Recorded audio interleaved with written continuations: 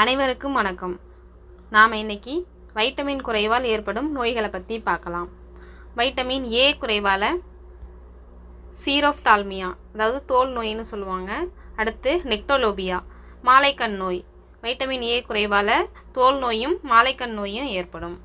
Vitamin D குறைவால் rickets நோய் ஏற்படும். வைட்டமின் இ குறைவால் எலிகளில் மலட்டுத்தன்மை மற்றும் இனப்பெருக்க கோளாறு நடக்கும். வைட்டமின் கே குறைவால் இரத்தம் உறைதல் சரியான முறையில் நடைபெறாது. வைட்டமின் பி1 குறைவால் பெரி நோய் ஏற்படும். வைட்டமின் பி2 எரிபோ பிளாவினோசிஸ் அப்படிங்கிற நோய் ஏற்படும். வைட்டமின் பி3 இதன் குறைவால் பெலகரா அப்படிங்கிற நோய் ஏற்படும். வைட்டமின் பி6 இதன் குறைவால் டெர்மாட்டிட்ஸ் நோய் ஏற்படும். வைட்டமின் பி12 குறைவால் உயிரை போக்கும் இரத்த சோகை.